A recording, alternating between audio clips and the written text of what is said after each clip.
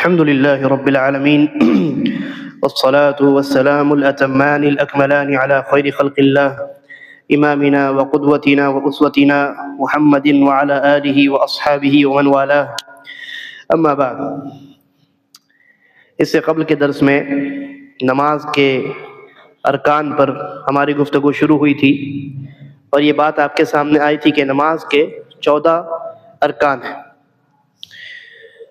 ان تمام ارکان میں سب سے پہلا رکن القیام مع القدرہ آپ کے سامنے بیان کیا گیا تھا. یعنی جس انسان کو طاقت و قوت ہے کھڑے ہونے کی تو وہ انسان کھڑے ہو کر کے نماز کو ادا کرے. یہ نماز کا رکن ہے.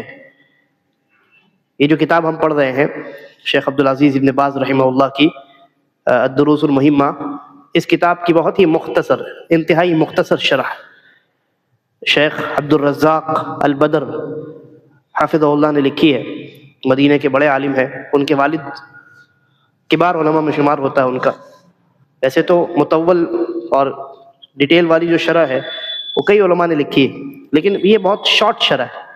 لیکن اس میں بھی انہوں نے جب یہ رکن ذکر کیا تو دیکھیے انہوں نے کیا کہا وَمِنَ الْمُلَاحَظِ عَلَى بَعْضِ الْمُصَلِّينَ أَنَّهُ يَدْخُلُ الْمَسْجِدِ ثم يذهب الى الاماكن المخصصة للكراسي، کہ یہ بات نوٹ کرنے کی ہے کہ بہت سے نمازی جب مسجد میں داخل ہوتے ہیں تو کرسیوں کی خاص جگہوں پر چلے جاتے ہیں. ويأخذ واحدا منها، اور ایک کرسی لے لیتے ہیں. ثم يضعه في مكانه من الصف، اس کرسی کو صف میں رکھ دیتے ہیں. ثم يجلس، پھر کرسی پر بیٹھ جاتے ہیں. ويكبر تكبيرة الإحرام وهو جالس، اور بیٹھے بیٹھے تکبیرۃ الاحرام یعنی تکبیر تحریمہ کہتے ہیں. مع انہ دخل المسجد ماشیا، جبکہ وہ مسجد میں چل کر کے داخل ہوئے. ولو وجد رفیقا له او صاحبا ربما وقف معه، اگر ان کو مسجد میں وہ چل کر کے جب داخل ہوئے تو ان کا کوئی ساتھی، کوئی دوست اگر مل جاتا تو ہو سکتا ہے ان کے ساتھ وہ کھڑے ہو کر کے ان کے ساتھ کھڑے ہو جاتے. وتحدث قائما، اور کھڑے ہو کر کے ان سے تھوڑی گفتگو بھی کر لیتے. فعنده قدرة على القيام، یعنی ان کے پاس کھڑے ہونے کی طاقت ہے. ومع ذلك يصلي جالسا، لیکن تب بھی وہ بیٹھ کر نماز پڑھ رہے. کہتے ہیں شیخ ولهذا ينبغي على من كانت هذه صفته، لہذا جو انسان، جو لوگ جن کی صفت یہ ہے، جن کی عادت یہ ہے، ان پر یہ ضروری ہے کہ يدخل المسجد، یعنی ایسے لوگ جو مسجد میں چل کر کے داخل ہوتے ہیں اور کرسی لے لیتے ہیں. فلا اقل من ان يكبر تكبيرة الاحرام وهو قائم، تو ایسے لوگوں کے لیے ضروری ہے کہ کم سے کم وہ کھڑے ہو کر کے تکبیر تحریمہ تو کہہ ہی سکتے ہیں. واذا شعر انه بحاجة الى الجلوس، اور جب ان کو اس بات کا احساس ہو کہ مجھے بیٹھ جانا چاہیے، تکلیف شروع ہو گئی. ولا سيما اذا كان في القيام اطالة شيئا ما، خاص کر کے جب امام صاحب کچھ لمبی نماز پڑھانے لگ جائیں تو کسی کو تکلیف شروع ہو جاتی ہے، پیر میں درد، کمر میں درد، تو کہتے ہیں یجلس، تو وہ بیٹھ جائے. اما هكذا من اول صلاته يبدأها وهو جالس، لیکن اس طرح کہ وہ نماز شروع کرے اور کھڑا بیٹھ کر کے نماز شروع کرے. وقد جاء ماشيا، جبکہ وہ چل کر کے آیا ہے. حتى اختار المكان وهيئه وجلس فيه، چل کر کے آ کے ایک جگہ تیار کر کے کرسی رکھ کر کے اس کے اوپر بیٹھ گیا. فمثل هذا ينبغي ان يتنبه له، تو اس معاملے میں خصوصی توجہ دینے کی ضرورت ہے اور خصوصی تنبیہ کی ضرورت. تو اس سے پہلے والے درس میں بھی میں نے بیان کیا تھا کہ اگر قدرت ہے تو بیٹھ کر نماز آپ کم سے کم شروع تو نہیں کر سکتے. اگر کچھ تکلیف شروع ہو جاتی ہے تو جب تکلیف شروع ہو تب بیٹھ جائیے. اور یہی بات شیخ عبدالرزاق البدر حفظہ اللہ نے بھی ذکر کی ہے. چلیے اس کے بعد جو ہے دوسرا رکن تکبیرۃ الاحرام، جس کو ہم اپنی زبان میں کہتے ہیں تکبیر تحریمہ. یہ وہ تکبیر ہے جس کے ذریعے سے نماز شروع ہوتی. نبی اکرم صلی اللہ علیہ وسلم نے فرمایا کہ نماز کی حرمت کی شروعات تکبیر سے ہوتی. نماز کی حرمت کی شروعات تکبیر سے ہوتی. کیا مطلب؟ نماز میں آپ اگر نماز کی حالت میں نہیں تو گفتگو کر سکتے ہیں، بات چیت کر سکتے ہیں، چل پھر سکتے ہیں، ہے نا، ہاتھ پیر سے کام کر سکتے ہیں، کھا پی سکتے ہیں، سو سکتے ہیں، اوپر نیچے دائیں بائیں سب طرف دیکھ سکتے ہیں. یہ ساری چیزیں آپ کر سکتے ہیں، لیکن جیسے ہی نماز کی حرمت شروع ہوتی ہے یہ سب حلال چیزیں کیا ہو جاتی ہیں؟ حرام ہو جاتی ہے نا. تو وہ تکبیر جو نماز کی حرمت کو شروع کرے اس کو کہتے ہیں تکبیر تحریمہ یا تکبیرۃ الاحرام، یعنی وہ تکبیر جس کے ذریعے سے اب نماز کی حرمت شروع ہو گئی ہے. اب وہ چیزیں جو نماز کے باہر حلال تھیں اب وہ مصلی پر، نماز پڑھنے والے انسان پر حرام ہو گئی. تو تکبیر تحریمہ یہ نماز کا دوسرا رکن ہے، اور اس کے بغیر کسی انسان کی نماز درست نہیں ہے. یعنی کوئی انسان آیا اور بغیر تکبیر تحریمہ کے اپنے ہاتھ کو باندھ لیا، اس نے پھر رکوع کیا، سجدہ کیا، 4 رکعت نماز پڑھی، تو کیا اس کی نماز شروع ہوئی؟ نماز شروع ہی نہیں ہوئی، تو باقی کی تمام رکعتیں اس کی بیکار ہو گئی، باطل ہو گئی. اچھا، دوسری بات یہ ہے کہ تکبیر تحریمہ یہ کھڑے ہو کر کے کہنا ضروری ہے. ٹھیک ہے، تکبیر تحریمہ کب کہیں گے؟ جب آپ سیدھے کھڑے ہو کر کے ہی تکبیر تحریمہ کہا جائے گا، اور تبھی آپ کی وہ تکبیر تحریمہ درست ہوگی. بعض لوگ، امام صاحب مان لیجئے کہ سجدے میں ہے یا رکوع میں ہے، تو بہت سے لوگ آتے ہیں نماز میں جوائن ہونے کے لیے، شامل ہونے کے لیے، تو جلد بازی میں جھک کر کے اللہ اکبر کہہ کے ڈائریکٹ سجدے میں چلے جاتے ہیں. جب وہ اللہ اکبر کہہ رہے ہیں تو جھک کر کے کہہ رہے ہیں، تو ان کی نماز شروع ہی نہیں ہوتی. کھڑے ہو کر کے سیدھا اللہ اکبر کہنا ہے. اب آپ کے پاس 2 آپشن ہیں، یا تو آپ 2 تکبیر کہیے اور یہی افضل ہے. پہلی تکبیر تحریمہ چاہے ہاتھ باندھیے یا نہ باندھیے، اور دوسری تکبیر جس حالت میں امام ہے اس حالت میں منتقل ہونے کے لیے. کیونکہ اگر آپ نے ایک ہی تکبیر کہی تو یا تو وہ تکبیر تحریمہ ہوگی یا منتقل ہونے والی تکبیر ہوگی. اگر تکبیر تحریمہ ہے تو دوسری تکبیر آپ کو کہنی پڑے گی، اور اگر آپ اس کو دوسری تکبیر مان رہے ہیں تو آپ کی نماز شروع ہوئی، تکبیر تحریمہ آپ نے کہی نہیں. تو پہلا طریقہ اور افضل ترین طریقہ، بہترین طریقہ یہ ہے کہ 2 تکبیر کہیے. ایک تکبیر، پہلی تکبیر کھڑے ہو کر کے اسٹریٹ اللہ اکبر، نماز شروع ہو گئی. اب آپ نماز میں داخل ہوئے، کیونکہ نبی اکرم صلی اللہ علیہ وسلم نے کیا فرمایا؟ کہا کہ نماز کی حرمت شروع ہوتی ہے التکبیر، تحریمها التکبیر وتحلیلها التسلیم، اور نماز ختم ہوتی ہے، نماز کی حرمت ختم ہوتی ہے سلام سے. تو آپ تکبیر تحریمہ اسٹریٹ کھڑے ہو کر کے قیام کی حالت میں کہیں، پھر دوسری تکبیر کہہ کر کے امام جس حالت میں ہے اسی حالت میں چلے جائیں. یہ پہلا طریقہ ہے. اور دوسرا طریقہ وہ بھی جائز ہے، اور وہ یہ ہے کہ آپ ایک ہی تکبیر کہیں کھڑے ہو کر کے، لیکن اور اسی تکبیر کو تکبیر تحریمہ بھی مان لیجئے، اور اسی تکبیر کو جس حالت میں امام ہے اس حالت میں جانے والی تکبیر، یعنی تکبیر انتقال، شفٹ ہونے والی تکبیر ایک رکن سے دوسرے رکن میں، وہ تکبیر بھی مان لیجئے. ایک ہی تکبیر کو تو یہ بھی جائز، اس کی بھی اجازت ہے، کوئی قباحت نہیں. لیکن پہلا طریقہ زیادہ بہتر ہے. کیوں؟ کیونکہ 2 حدیثیں ہمارے سامنے.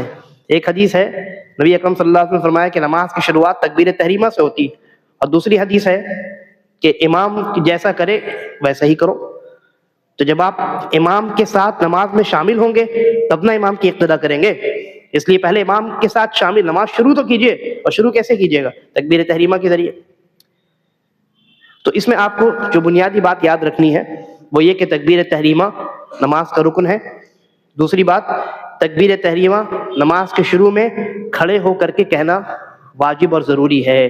کوئی انسان اگر جھک کر کے کہے گا تو اس کی تکبیر تحریمہ نہیں ہوگی. تکبیر تحریمہ غلط تو نماز بھی غلط.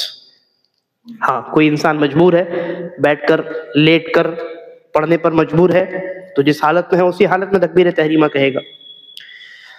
اچھا، اسی طرح تکبیرۃ الاحرام یا تکبیر تحریمہ میں اللہ اکبر یہی جملہ کہنا ضروری ہے. اس جملے کو چینج نہیں کیا جا سکتا. نہ تو آپ کسی اور زبان میں یہ جملہ کہہ سکتے ہیں، نہ عربی زبان ہی میں اس جملے کو تبدیل کر سکتے ہیں. کوئی انسان اللہ اکبر کی جگہ اللہ اجل کہے تو اس کی نماز شروع نہیں ہوگی. کوئی اللہ اکبر کی جگہ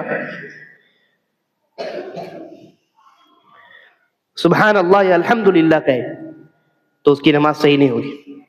بلکہ کوئی اللہ الاکبر کہے، اللہ الاکبر، تو بھی نماز اس کی شروع نہیں ہوگی. اس لیے ضروری ہے کہ اللہ اکبر انسان یہی جملہ کہے تکبیر تحریمہ کے طور پہ.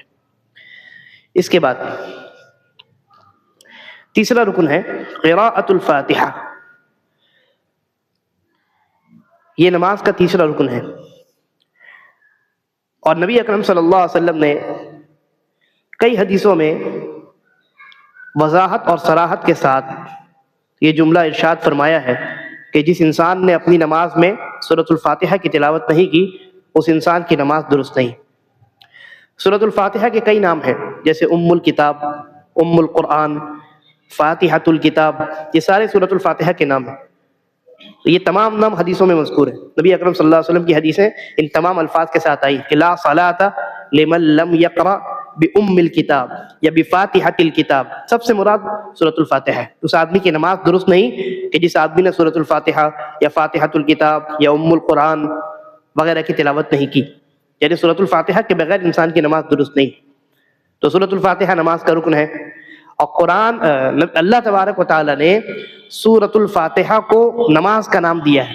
سورۃ الفاتحہ کی اہمیت اتنی زیادہ ہے کہ اللہ تبارک و تعالیٰ نے سورۃ الفاتحہ کو نماز کا نام دیا ہے. تفسیر میں ہم نے یہ بات آپ کے سامنے ذکر کی کہ نبی اکرم صلی اللہ علیہ وسلم نے فرمایا کہ اللہ تعالیٰ فرماتا ہے قسمت الصلاۃ بینی و بین عبدی نصفین، میں نے نماز کو اپنے اور اپنے بندے کے درمیان آدھا آدھا تقسیم کر دیا ہے. تو آدھا آدھا نماز کو تقسیم کیا ہے نا.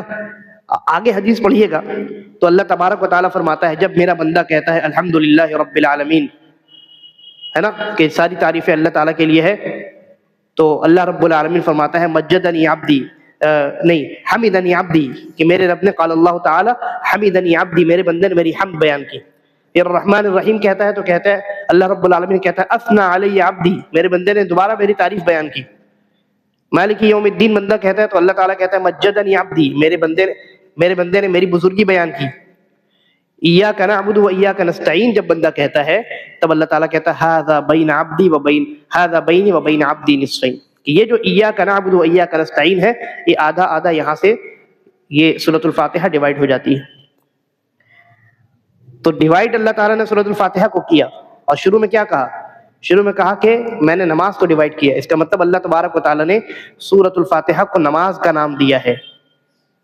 کیوں؟ اس لیے کہ سورۃ الفاتحہ نماز کا رکن ہے، یعنی بہت امپورٹنٹ، بہت اہم رکن ہے، بہت اہم پیلر ہے، کھمبا جس کو آپ کہہ لیجیے، جس کے بغیر انسان کی نماز درست نہیں ہے.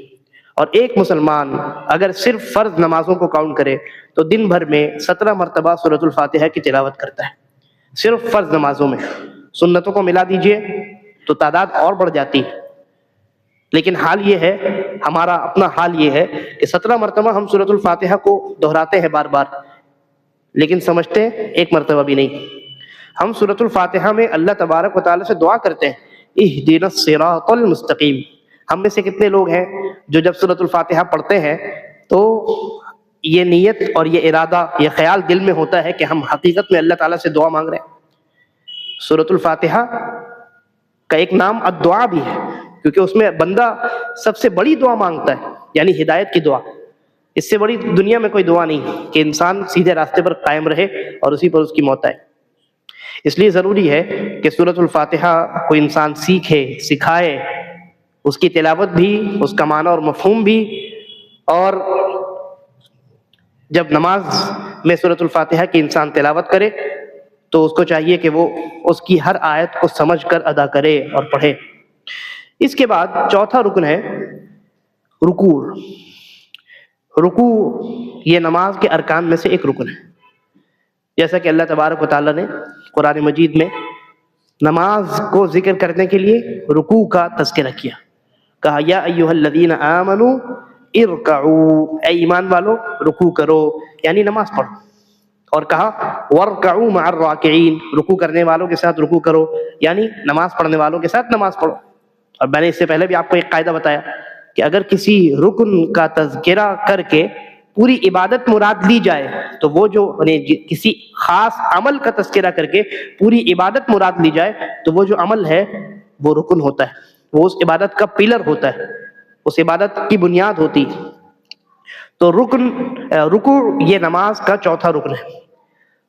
یعنی نہ کوئی انسان جان بوجھ کر رکوع چھوڑ کر آگے بڑھ سکتا ہے، اور نہ بھول کر رکوع چھوڑنے سے اس کی نماز درست ہوگی، بلکہ اس کو اپنے رکوع کو مکمل کرنا پڑے گا۔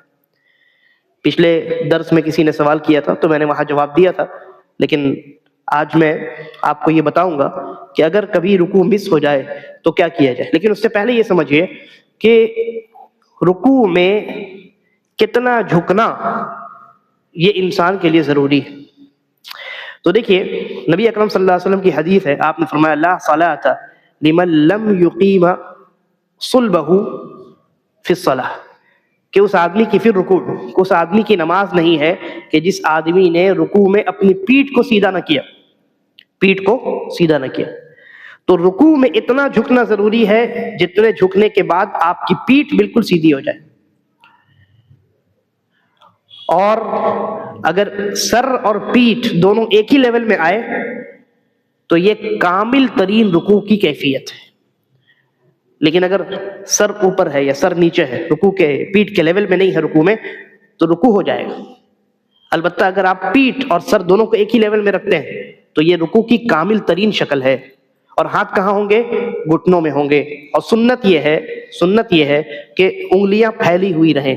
جب آپ گھٹنوں کو پکڑیں تو رکوع میں سنت یہ ہے کہ انگلیاں بند نہ ہوں بلکہ انگلیاں پھیلی ہوئی ہوں، کھلی ہوئی ہوں، یہ سنت ہے۔ اب ہم دیکھتے ہیں کہ ایک انسان، سب سے پہلی بات تو جان بوجھ کر جس نے رکوع چھوڑ دیا تو اس کی نماز باطل، انڈرسٹوڈ بات۔ جان بوجھ کر کسی نے رکوع چھوڑ دیا تو نماز باطل۔ جیسے مثال کے طور پہ ایک آدمی، بہت سارے لوگ ایسی غلطی کرتے ہیں کہ وہ رکوع کر سکتے ہیں، سجدہ نہیں کر سکتے، ٹھیک ہے؟ تو سجدہ نہیں کرنے کی وجہ سے رکوع بھی چیئر پہ بیٹھ کے کرتے ہیں تو ان کی نماز باطل ہو گئی۔ جان بوجھ کر بغیر کسی مجبوری کے چیئر پر بیٹھ کر انہوں نے رکوع کیا، جبکہ وہ رکوع کر سکتے ہیں پراپر، لیکن نہیں کیا انہوں نے رکوع۔ اب ہو سکتا ہے کہ ان کو علم نہ ہو، ناواقفیت کی وجہ سے، یا کسی نے ان کو بتا دیا ہو، غلط فتویٰ کسی نے دے دیا ہو۔ لیکن بہت سے لوگ ایسے ہیں جو یہ غلطی کرتے ہیں کہ ان کو سجدہ کرنے میں تکلیف ہے تو ٹھیک ہے چلیے چیئر کا استعمال کرتے ہیں، لیکن چیئر کا استعمال تکلیف ہے سجدہ کرنے میں، اور چیئر کا استعمال قیام اور رکوع میں کرتے ہیں۔ تو قیام تو آپ کر سکتے ہیں اور رکوع بھی آپ کر سکتے ہیں، تو پھر کرسی کا استعمال آپ کو سجدے میں کرنا چاہیے، رکوع اور قیام میں نہیں کرنا چاہیے۔ تو جان بوجھ کر جس نے رکوع چھوڑ دیا اس کی نماز باطل ہو گئی۔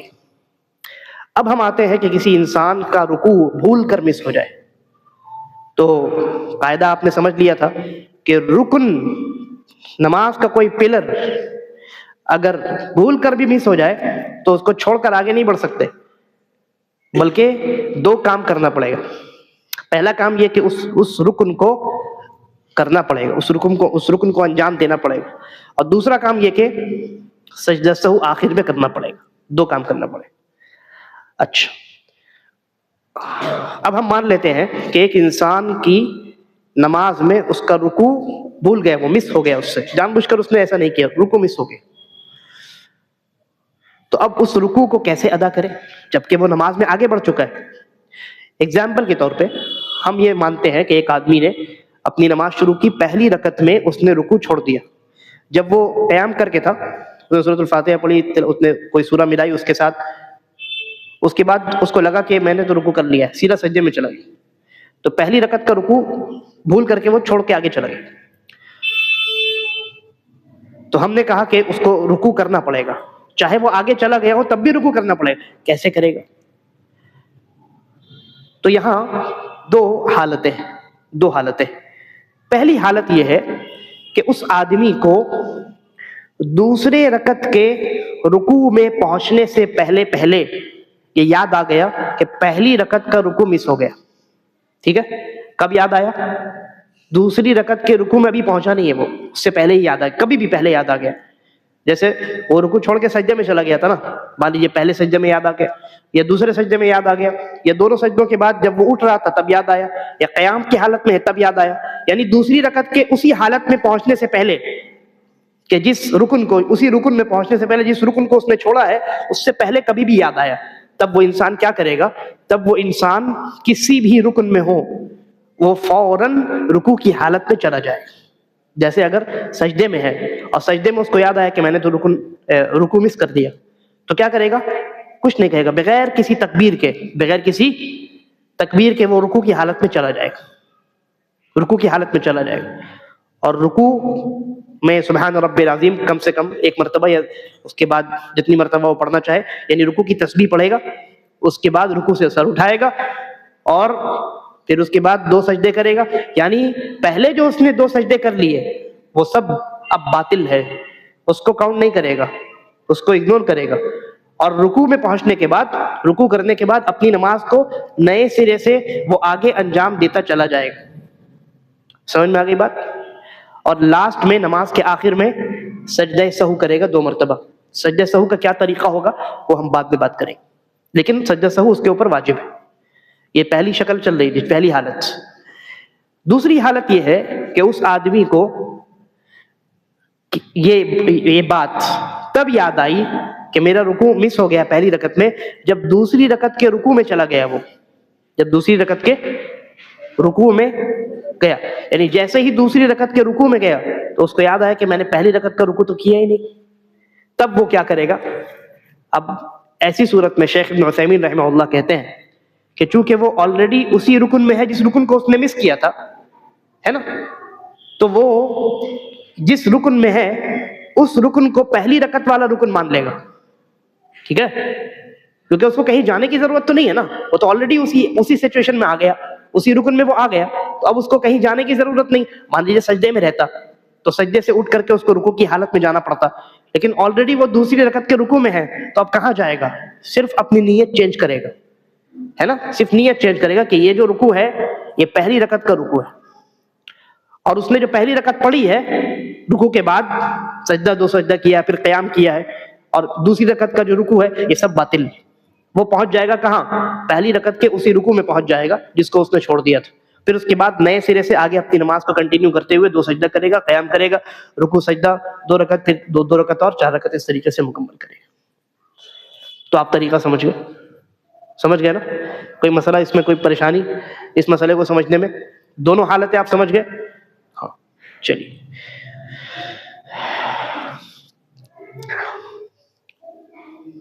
اچھا، اس کے بعد رکوع میں نبی اکرم صلی اللہ علیہ وسلم فرمایا ثم ارکع حتی تطمئن راکعا، کہ رکوع کرو. کتنے دیر رکوع میں رہو؟ کہا کہ رکوع کی حالت میں جاؤ اور تب تک رہو جب تک اطمینان تمہارے جسم کو حاصل نہ ہو جائے. انسان رکوع میں جائے تو کتنی دیر وہاں رہے؟ اس سلسلے میں 2 طرح کے اقوال ملتے ہیں، دونوں قریب قریب ہیں. میں شیخ ابن عثیمین رحمہ اللہ کی جو رائے ہے وہ آپ کے سامنے رکھتا ہوں. شیخ ابن عثیمین فرماتے ہیں کہ رکوع میں کم سے کم اتنی دیر رہنا ضروری ہے جتنی دیر میں رکوع کی تسبیح کو کم سے کم 1 مرتبہ پڑھا جا سکے. سمجھ گئے؟ 1 مرتبہ سبحان ربی العظیم پڑھنے میں جتنا وقت لگتا ہے اتنا وقت رکوع میں رہنا ضروری ہے. ٹھیک ہے، اب آپ کہیے گا کہ بھائی اس بات کو کہنے کا کیا فائدہ؟ آدمی جب رکوع میں جائے گا تو سبحان ربی العظیم پڑھے گا ہی، اور جب پڑھے گا تو اتنی دیر رکوع میں رہے گا ہی، تو آخر اس ڈسکشن کا فائدہ کیا ہے؟ تو فائدہ ہے، کیا فائدہ ہے؟ بہت سے لوگ جو ہے 2 طرح کی غلطی ہوتی ہے لوگوں سے. بہت سے لوگ یہ غلطی کرتے ہیں کہ رکوع میں گئے اور سبحان ربی العظیم پڑھتے پڑھتے اٹھ گئے، جلد بازی میں. رکوع میں گئے سبحان ربی یہاں تک رکوع میں پڑھے اور اٹھتے اٹھتے عظیم، تو رکوع ہوا نہیں ہوا. اس لیے یہ نقطہ علماء نے ذکر کیا.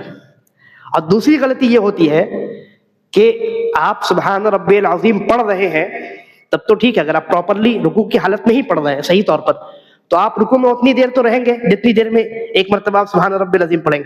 لیکن جو انسان رکوع میں سبحان ربی العظیم پڑھنا بھول جائے تو وہ کتنی دیر رہے گا؟ تو ہم کہیں گے اتنی دیر کم سے کم رہنا ضروری ہے جتنی دیر میں ایک عام آدمی 1 مرتبہ سبحان ربی العظیم پڑھ لیتا ہے.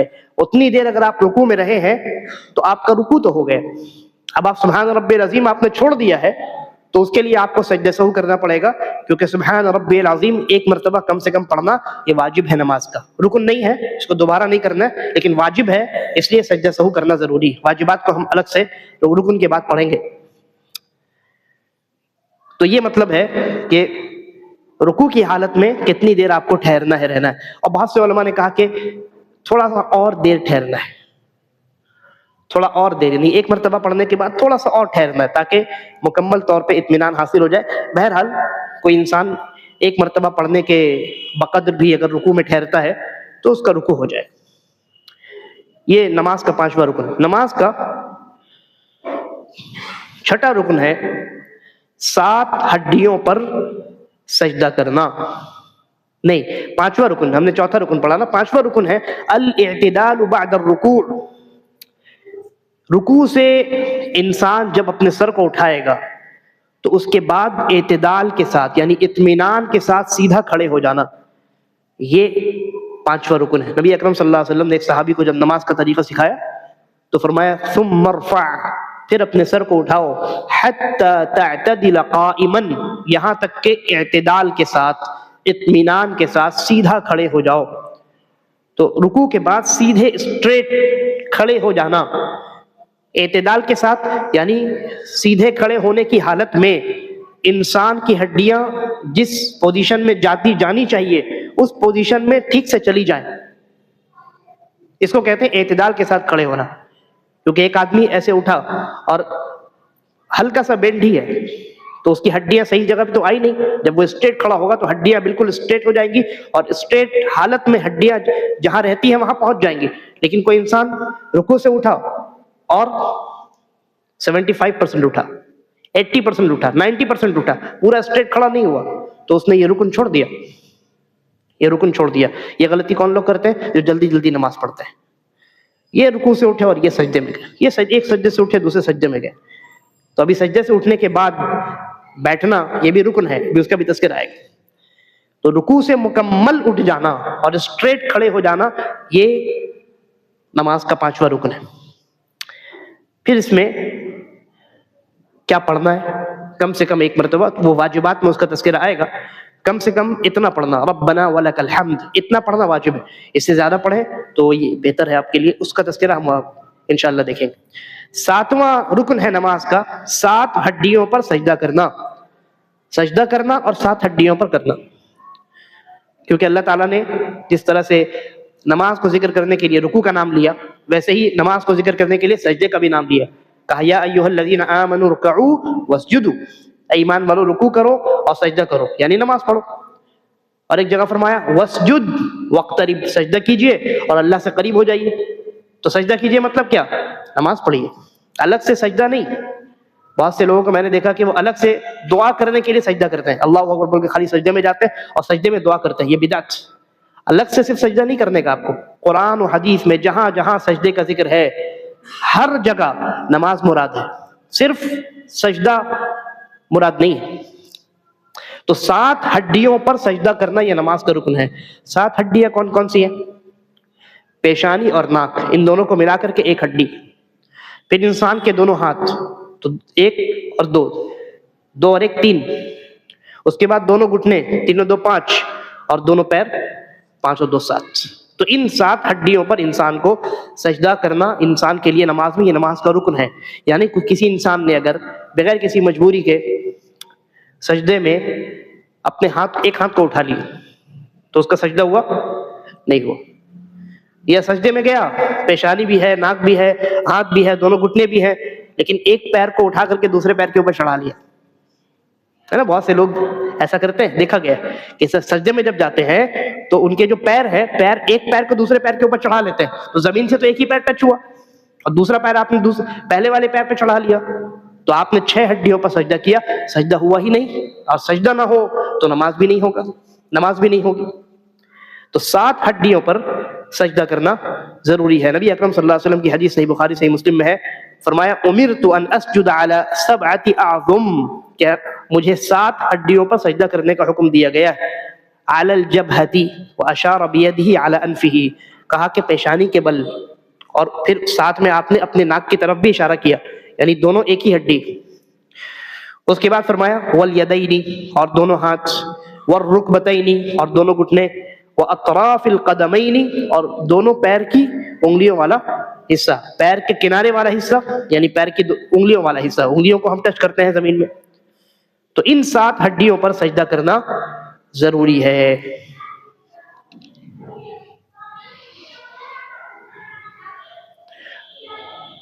یہ جو میں نے بات ذکر کی کہ بعض لوگ ایک پیر کو دوسرے پیر پہ چڑھا لیتے ہیں، عام طور سے یہ شیخ نے بھی یہ بات ذکر کی ہے کہ کچھ لوگ ایسے ہوتے ہیں جو جن کو ذرا خارش کی بیماری ہوتی ہے.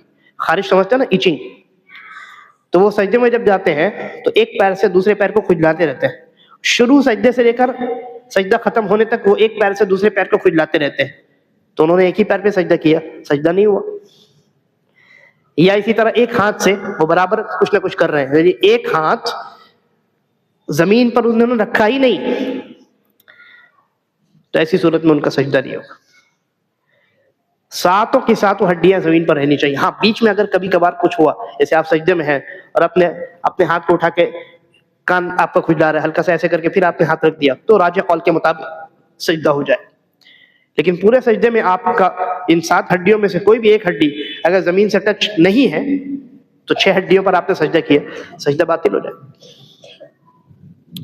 اچھا، اسی طرح اگر کسی انسان کا سجدہ مس ہو جائے تو کیا کرے گا؟ بالکل وہی وہ مطلب یہ کہ پیٹرن فالو کرے گا جو ہم نے رکوع کے متعلق دیکھا.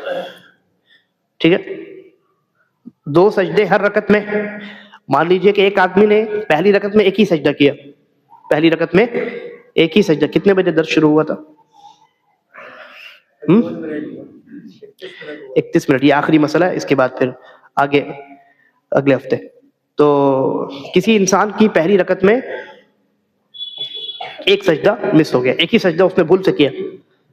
تو اب اس کے بعد اس کو یاد آنے کی دو حالتیں، یا تو اس کو